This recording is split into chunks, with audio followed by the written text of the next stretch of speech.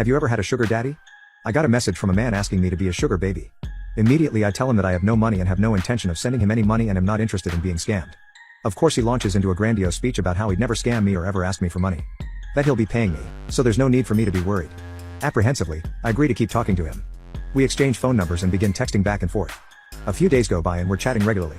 I talk to him about work, his day, he asks me about my day. Things largely seem benign. At this point I'm assuming I've met a lonely old man who is looking for some attention. We never talked in any romantic capacity and he seemed to take a genuine interest in my life. Fast forward to a few days later, he texts me and tells me he's going to pay off my credit card debt, which we had previously talked about.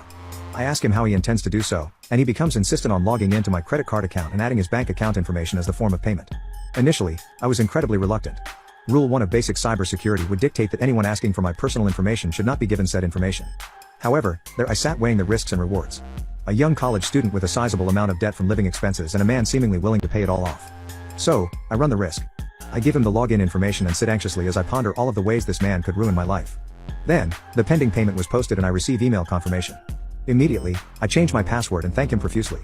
After a day or two, the payment clears and my card is paid off. The euphoria I felt in that moment is unmatched. We continue talking back and forth for about 2 weeks, cut to last night at about 1 a.m. I am texting him about his weekend and he asks me to run an errand for him. This is where the feeling in my gut that something was wrong started. Then he starts telling me that he needs gift cards for crypto trading, that I need to get the cards for him because I'm the only one he can trust. That once I purchase the cards with my credit line, he would pay it all back just as he did before. Naturally, I begin to ask questions. Why do I specifically need to purchase the cards? Why can't he purchase them for himself? How many does he need? Quickly, his patience runs thin, he begins pressuring me to purchase the cards and telling me I owe him for paying off my card. Finally, I tell him outright no.